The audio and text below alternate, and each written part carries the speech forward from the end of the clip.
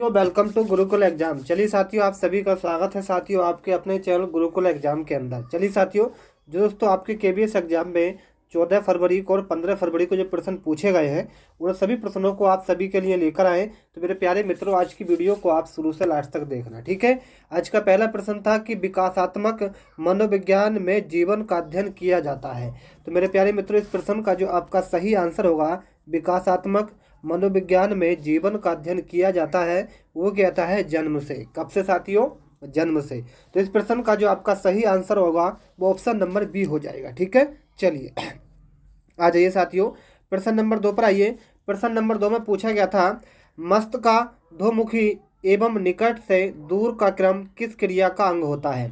तो आपको बता दें, मस्तकाधोमुखी एवं निकट से दूर का क्रम किस क्रिया का अंग है। तो ये है मेरे प्यारे मित्रों संशोधन क्रिया का। किसका साथियों?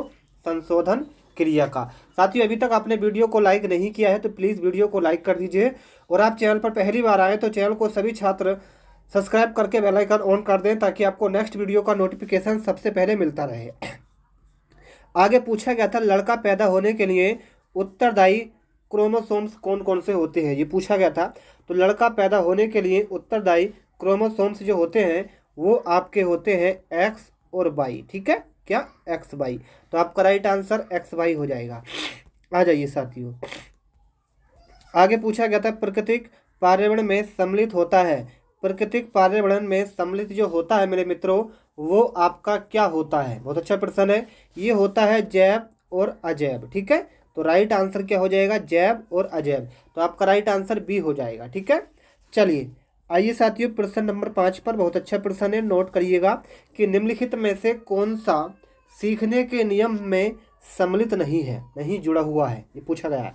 तो निम्नलिखित में से कौन सा सीखने के नियम में सम्मिलित नहीं है मेरे प्यारे मित्रों? वो होता है आपका खेल। खेल क्या होता है साथियों? ये एक सीखने पे सम्मिलित नहीं होता। बाकी अभ्यास सीखा जाता है, तत्परता और प्रभाव सब कुछ सीखा जाता है, लेकिन खेल क्या होता है, एकदम आप खेलने चले जाते हैं तो वहाँ पर खेलने की जो सीखने की प्रक्रिया सम्मिलित नहीं होती। तो आपका राइट आंसर सी हो जाएगा, आपने नोट कर लेना। चलिए, शैशवावस्था मानव विकास की प्रमुख अवस्था होती है। तो शैशवावस्था मानव विकास की प्रमुख जो अवस्था होती है मेरे मित्रों, वो प्रथम होती है। यानी कि प्रथम अवस्था कौन सी होती है? शैशव अवस्था, ठीक है। तो करेक्ट आंसर ए हो जाएगा। चलिए साथियों, एक प्रश्न काफ़ी इंपोर्टेंट था, बालक के व्यक्तित्व की नींव किस अवस्था में पड़ती है। तो बालक के व्यक्तित्व की जो नींव होती है वो मेरे मित्रों वो पड़ती है बचपन अवस्था में, ठीक है। शैशव अवस्था में तो आप किसी व्यक्तित्व की नींव मतलब समझा नहीं सकते, क्योंकि बचपन है, छोटा बच्चा है। गर्भ तो जब गर्भ में है तो क्या सीख पाएगा, लेकिन बचपन जब आपका होता है उसमें आपके व्यक्तित्व, आपके सब कुछ की नींव बताई जाती है कि कैसे बच्चे को पढ़ाना है, समझाना है। सब कुछ आपका व्यक्तित्व पर निर्भर करता है, किस तरह का व्यवहार आपको करना है। तो आपका राइट आंसर बचपन अवस्था इस प्रश्न का सही आंसर हो जाएगा। आइए मित्रों, आगे पूछा गया था, पियाजे के अनुसार संज्ञात्मक विकास की अवस्थाओं को बांटा गया है कितने भागों में, ये पूछा गया था। तो पियाजे के अनुसार संज्ञात्मक विकास की अवस्थाओं को जो बांटा गया है वो बांटा गया है 4 भागों में। कितने में साथियों? 4 भागों में। तो आपका राइट आंसर हो जाएगा ए वाला। चलिए आ जाइए, प्रश्न नंबर 9 पर। बहुत अच्छा प्रश्न है कि अनुकरण की प्रक्रिया में सर्वप्रथम शिशु अनुकरण करता है। तो अनुकरण की प्रक्रिया में सर्वप्रथम शिशु जो अनुकरण करता है वो मेरे प्यारे मित्रों करता है शब्दों का। किसका साथियों? शब्दों का। तो आपका राइट आंसर शब्दों का हो जाएगा। समझ पाएंगे आप सभी छात्र? चलिए वीडियो को लाइक, चैनल को सब्सक्राइब कर लें। ऐसा कोई छात्र नहीं होगा जिसको ये नहीं पता होगा कि मास्टर ग्रंथि के नाम से जाना जाता है, तो उसको हम पीयूष ग्रंथि भी कहते हैं। कहाँ होती है? हमारे सिर के अंदर होती है, जो हमारे विकास करती है, तो इसको हम कहते हैं पीयूष ग्रंथि भी कह देते हैं, और इसको ये मास्टर ग्रंथि भी कह देते हैं। तो आप समझ पाएंगे, राइट आंसर डी हो जाएगा। चलिए, बालक की प्रथम पाठशाला कौन सी होती है? परिवार, समाज, विद्यालय या? तो मैं आपको बता दूं, प्रथम जो पाठशाला होती है वो आपका परिवार ही होगा। पहले आप परिवार में रहेंगे, फिर आप विद्यालय जाएंगे, फिर आप समाज में जाएंगे। तो पहली पाठशाला साथियों परिवार होती है, ये आप सभी जानते हैं, ठीक है। पहले आप परिवार में तो रहेंगे, कैसे व्यवहार सब कुछ आप कैसे सीखेंगे, सब परिवार में। चलिए और आपको बताते हैं, प्रश्न नंबर जो आपका 12 है उसको आपको बताते हैं कि बालक का सामाजिक विकास प्रभावित होता है। बालक का, जी हाँ साथियों, बालक का जो सामाजिक विकास होता है वो किस पर प्रभावित होता है? सामाजिक पर, परिवार से, विद्यालय से या इनमें से सभी से। तो मैं आपको बता दूं, बालक का सामाजिक जो विकास होता है मित्रों, वो आपका सामाजिक आर्थिक स्तर से भी होता है, विद्यालय से भी होता है, परिवार से भी होता है। तो आपका right answer all of these हो जाएगा। तो राइट आंसर डी हो जाएगा, आप समझ पाए होंगे।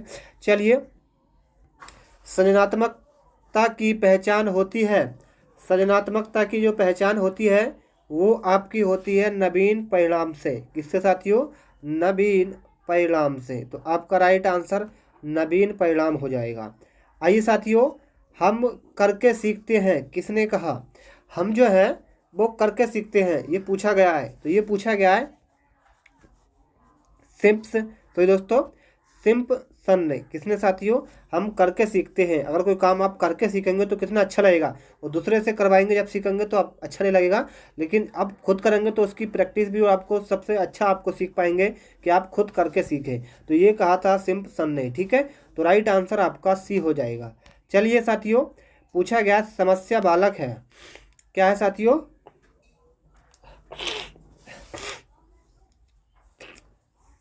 समस्या बालक है। तो ये है साथियों एक प्रकार की क्या? चोरी करने वाला, झूठ बोलने वाला, माता पिता का कहना ना मानने वाला। तो आपका राइट आंसर डी हो जाएगा, ये आप सभी जानते हैं। बालक का मानसिक स्वास्थ्य निर्भर करता है, बालक का मानसिक स्वास्थ्य जो निर्भर करता है वो करता है परिवार पर। किस पर साथियों? परिवार पर। तो आपका राइट आंसर क्या हो जाएगा? परिवार। चलिए, आइए साथियों, हस्तशिल्प की शिक्षा दी जानी चाहिए, हस्तशिल्प की शिक्षा दी जानी चाहिए, ये देनी चाहिए बिछड़े बालकों को। किसको? पिछड़े बालकों को। तो राइट आंसर आपका भी हो जाएगा। निरीक्षण विधि में किया जाता है, निरीक्षण विधि में जो किया जाता है वो किस चीज़ का अध्ययन किया जाता है? मैं आपको बता दूं, निरीक्षण विधि का जो अध्ययन होता है मित्रों, वो आपका होता है किसका? दूसरे के व्यवहारों का अध्ययन। किसका साथियों? दूसरे के व्यवहारों का अध्ययन। तो राइट आंसर हो जाएगा सी। आइए मित्रों, सतत व्यापक मूल्यांकन में व्यापक शब्द का अभिप्राय क्या है? सतत व्यापक मूल्यांकन में व्यापक शब्द का जो अभिप्राय है मेरे मित्रों, वो है आपका, नोट करते चलना, एक तो संज्ञात्मक और सह संज्ञात्मक। तो राइट आंसर आपका सी हो जाएगा, ठीक है, सी वाला। चलिए आइए आगे। ब्रेल लिपि का प्रयोग निम्नलिखित में से किनके द्वारा, मतलब किनके लिए किया जाता है? ब्रेल लिपि होती है, मैंने कई बार आपको बताई है, ब्रेल लिपि का प्रयोग किया जाता है दृष्टिबाधित के लिए। किसके लिए साथियों? दृष्टिबाधित, यानी कि आप देख नहीं पाएंगे तो वहाँ पर ब्रेल लिपि का प्रयोग किया जाता है, ठीक है। चलिए, बुद्धि पर वंशानुक्रम का प्रभाव होता है, ये किसने कहा था? बुद्धि का वंशानुक्रम प्रभाव जो होता है, प्रभाव होता है, ये किसने कहा था मित्रों? ये आपका कहा था टर्मन ने। किसने साथियों? टर्मन ने। तो राइट आंसर आपका टर्मन हो जाएगा। चलिए, मनुष्य का व्यवहार मुख्यतः किससे प्रेरित होता है? मनुष्य का व्यवहार मुख्यतः किससे प्रेरित होता है मित्रों? ये होता है बुद्धि से। किससे साथियों? बुद्धि से, ठीक है। आइए, व्यक्ति से संवाद करने की प्रक्रिया क्या कहलाती है? व्यक्ति से संवाद करने की प्रक्रिया क्या कहलाती है मित्रों? ये आपकी कहलाती है संप्रेषण। क्या साथियों? संप्रेषण, ठीक है। आइए मित्रों आगे, शिक्षा मनोविज्ञान का अध्ययन अध्यापक को इसलिए करना चाहिए क्योंकि, शिक्षा मनोविज्ञान का अध्ययन अध्यापक को इसलिए करना चाहिए क्योंकि इसकी सहायता से अपने शिक्षण को अधिक प्रभावशाली बना सके। मतलब आंसर डी हो जाएगा आपका। आइए साथियों, एक बालक की वास्तविक आयु 12 वर्ष तथा मानसिक आयु 15 वर्ष है, तो उसकी बुद्धि लुब्धि कितनी होगी? ये तो मैंने आपको कई बार पढ़ाया है। इसका होगी 100, तो दोस्तों 50 नहीं होगी, 125 होगी, 125 होगी। तो राइट आंसर क्या हो जाएगा? 125, ठीक है। चलिए आ जाइए साथियों आगे। तो ये प्रश्न थे साथियों, बहुत अच्छे प्रश्न थे और ये काफ़ी इंपॉर्टेंट प्रश्न थे, और ये पीडीएफ आपको हम साथियों डिस्क्रिप्शन में दे देंगे, टेलीग्राम का लिंक वहाँ पर आपको मिल जाएगी। तो मेरे प्यारे मित्रों, टेलीग्राम को जो ज्वाइन कर लेना, ताकि आपको अगली वीडियो का नोटिफिकेशन सबसे पहले मिल पाए, ठीक है। और हमारे चैनल को भी सभी छात्र सब्सक्राइब कर देना, आप सभी के लिए इतनी मेहनत करते हैं हम, तो प्लीज़ आप subscribe to our channel. Thanks for watching. Hello साथियों, वेलकम टू गुरुकुल एग्जाम। चलिए साथियों, आज दोस्तों सेकंड शिफ्ट में जो प्रश्न पूछे गए थे उन प्रश्नों को आप सभी के लिए लेकर आए, तो प्लीज़ आज की वीडियो को आप शुरू से लास्ट तक देखना। आज का पहला प्रश्न था, चंद्रयान के रचयिता कौन है? यानी कि चंद्रयान की जो रचयिता है साथी वो आपसे पूछी गई थी। तो ये जो साथियों रचयिता है इसके वो है साथियों, नोट कर लेना सभी छात्र, वो है मुल्ला दाऊद। कौन थे साथियों? मुल्ला दाऊद। तो आपसे कभी एग्जाम में पूछ ले कि चंद्रयान के जो रचयिता थे कौन थे, तो मुल्ला दाऊद। सही आंसर क्या होगा? डी वाला। आगे पूछा गया था द्विवेदी युग नामांकन किसने किया था, यानी कि द्विवेदी युग का नामांकन किया गया था, बताइए किसके नाम पर किया गया था? तो प्यारे मित्रों ये किया गया था आपके महावीर प्रसाद द्विवेदी के नाम पर। किस पर साथियों? महावीर प्रसाद द्विवेदी के नाम पर। तो आपका राइट आंसर क्या था? ऑप्शन नंबर सी वाला। ठीक है, चलिए आगे पूछा गया था, प्रश्न सही नहीं चमक रहा, इसको देखते हैं। ठीक है, ये प्रश्न, चलिए एक इस प्रश्न में पूछा गया था, एक दूसरे से भिन्न भिन्न नए नए विचारों एवं रचना शैलियों के जो 7 कवि प्रयोगवाद के कवि के रूप में प्रसिद्ध हुए, उनकी कविताओं के संग्रह का सही नाम क्या था? बहुत अच्छा प्रश्न है। तो वो क्या था साथियों? वो थे तार, मतलब तार शताब्द। क्या साथियों? तार शताब्द। तो आपका राइट आंसर क्या था? ऑप्शन नंबर डी वाला। ठीक है, तार शताब्द। चलिए ये प्रश्न काफी इंपॉर्टेंट था, बताइएगा अपने अपने पिंजरे आत्मकथा किसकी है, ये किसने लिखी है? तो अपने अपने पिंजरे जो साथियों आपकी आत्मकथा है ये लिखी है, नोट करते चलना, मोहनदास नेमिसराय ने। किसने साथियों? मोहनदास नेमिसराय ने। तो आपका राइट आंसर क्या था?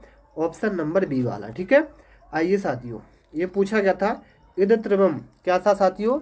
इद्र त्रिवम रचना किसकी है? तो इद्र त्रिवम रचना किसकी है ये पूछा गया था। तो ये जो रचना है मित्रों ये है आपकी किसकी है? मैत्री पुष्पा की। किसकी साथियों? मैत्री पुष्पा की। तो आपका राइट आंसर क्या था? मैत्री पुष्पा। ठीक है, चलिए आगे पूछा गया था कौन सा उपन्यास बाल कृष्ण भट्ट का है? कौन सा उपन्यास बाल कृष्ण भट्ट का है ये पूछा गया था। तो कौन सा उपन्यास बाल कृष्ण भट्ट का है? उसका नाम था साथियों 100 अजान और 1 सुजान। क्या साथियों? 100 अजान और 1 सुजान। ये किसका है? बाल कृष्ण भट्ट का। ठीक है, तो करेक्ट आंसर ए था आपका। आगे पूछा गया था गोदान उपन्यास की कथा वस्तु की कसावट में कमी आई थी, बताइए साथियों। गोदान उपन्यास आपने सभी ने पढ़ा होगा। गोदान उपन्यास की कथा वस्तु की कसावट में जो कमी आई थी वो आपकी आई थी शहरी ग्रामीण पृष्ठभूमि के 2 विस्तृत और लगभग विरोधी वातावरणों को समेट लेना। तो आपका राइट आंसर क्या हो जाएगा? ऑप्शन नंबर बी वाला। ठीक है, आइए साथियों ये प्रश्न भी काफ़ी इंपोर्टेंट था, कवि केशव दास की कौन सी कृति अपने वाण्य विलंब की अपेक्षा छंदों की विविधता में भटक लगती थी? बहुत अच्छा प्रश्न है साथियों। कवि केशव दास की कौन सी कृति अपने वर्ण विषम की अपेक्षा छंदों की विविधता में भटक लगती है? ये बहुत अच्छा प्रश्न था। तो ये प्रश्न का राइट आंसर था रामचंद्रिका। क्या साथियों? रामचंद्रिका। चलिए बहुत अच्छा प्रश्न था ये साथियों। थोड़ा जो साथियों वो है इसमें पूछा गया था विभानु भाव्य वे विचारित्यो गद्र सेनपति। ये कुछ वर्ण शब्द जो है साथ थोड़ा कठिन शब्द है जिसको पढ़ने में थोड़ी कठिनाई हो रही है, लेकिन ये पूछा था इसका सूत्र किसका है? ये सूत्र जो है साथियों स्क्रीन पर आप देख पाएंगे, ये सूत्र कितना बड़ा है, ये पूछा था किसका है। तो 4 ऑप्शन थे, एक था भरत मुनि, कुंदक और बमान और क्षेमेंद्र, ये था। तो मैं आपको बता दूं साथियों ये जो सूत्र था ये था आपका भरत मुनि का। किसका था साथियों? भरत मुनि का। तो आपका राइट आंसर क्या था मित्रों? आपका ऑप्शन नंबर ए बिल्कुल सही आंसर था। आगे आपसे पूछा गया था आदर्श मतलब आदर्श हिंदी शिक्षक के लिए आवश्यक है। आदर्श हिंदी शिक्षक के लिए आवश्यक है ये आपसे पूछा गया था मित्रों। इस प्रश्न का राइट आंसर क्या हो जाएगा? एक तो व्याकरण का ज्ञान, हिंदी साहित्य का ज्ञान, शुद्ध शुद्ध उच्चारण करना। तो आपका राइट आंसर क्या हो जाएगा? डी वाला। ठीक है, तो correct answer option number D आपका बिल्कुल सही आंसर हो जाएगा मित्रों। एक प्रश्न था नाटक शिक्षण की उपयुक्त विधि आपसे पूछी गई थी। नाटक शिक्षक की सॉरी दोस्तों नाटक शिक्षण की उपयुक्त आपसे विधि पूछी गई थी मित्रों। तो ये थी आपकी कक्षा अभिनय प्रणाली। क्या साथियों? कक्षा अभिनय प्रणाली। बहुत अच्छा प्रश्न था, ये काफ़ी इंपोर्टेंट प्रश्न था। चलिए एक प्रश्न था लोक मंगल की भावना के सर्वश्रेष्ठ कवि इनमें से कौन से हैं? लोक मंगल की भावना के सर्वश्रेष्ठ कवि इनमें से कौन से हैं? तो वो हैं साथियों गोस्वामी तुलसीदास। कौन साथियों? गोस्वामी तुलसीदास। एक प्रश्न था दंतव्य वर्ण आपसे पूछा गया था, दंतव्य वर्ण आपसे पूछा गया था। निम्नलिखित में से दंतव्य वर्ण जो आपका था वो था साथियों त्र। क्या साथियों? त्र था। ठीक है, चलिए एक पूछा था तत्सम शब्द। तत्सम शब्द क्या होते हैं साथियों? मैं आपको बता दूं, जो संस्कृत भाषा से बदलाव होते हैं, मतलब बदले जाते हैं। जैसे कि मतलब जो साथियों हिंदी भाषा से लिए गए शब्द होते हैं वो तद्भव होते हैं। तो यहाँ पर पूछा गया था तत्सम। तो तत्सम क्या होता है साथियों? ऊंट। ठीक है, तत्सम क्या होगा साथियों? ऊंट। आपसे पूछा गया था हिंदी शब्दकोश में पहले आने वाला शब्द कौन सा था? हिंदी शब्दकोश में पहले आने वाला जो शब्द था वो आपसे पूछा गया था। तो वो कौन सा था साथियों? वो था आपका वक्त। क्या साथियों? वक्त। ठीक है, करेक्ट आंसर ए था आपका। ठीक है, चलिए एक मित्र प्रश्न था कि मोक्ष की इच्छा करने वाला वाक्यांश के लिए सही शब्द क्या होगा? यानी कि एक शब्द। तो मोक्ष की इच्छा करने वाले को हम क्या कहेंगे? उसको कहेंगे मुमुक्ष। क्या साथियों? मुमुक्षु। मुमुक्षु। ठीक है, राइट आंसर सी था। चलिए एक प्रश्न आगे था, बहुत अच्छा प्रश्न था। हिंदी शब्दकोश में आ किस वर्ण से पहले आता है? हिंदी शब्दकोश में। ठीक है, तो ये आपका तो ये तो सभी जानते होंगे, इससे पहले क्या आता है? आ आता है। तो इसके बाद में क्या आता है? ये आता है। तो आपका राइट आंसर क्या था मित्रों? करेक्ट आंसर था ए। ठीक है, ये वाला, ये राइट आंसर था। चलिए एक प्रश्न काफी उपकार को ना मानने वाला, तो उपकारी हो जाएगा। उपकार को ना मानने वाला क्या होगा साथियों? कृतघ्न। क्या होगा साथियों? उपकार को मानने वाला तो उपकारी हो जाएगा, लेकिन यहाँ पर ना शब्द जोड़ा गया है तो कृतघ्न आपका राइट आंसर हो जाएगा, यानी कि शत्रु। ठीक है, चलिए ये प्रश्न था। ताजमहल का अद्भुत नमूना है, रिक्त स्थान की पूर्ति कीजिए। ताजमहल क्या है साथियों?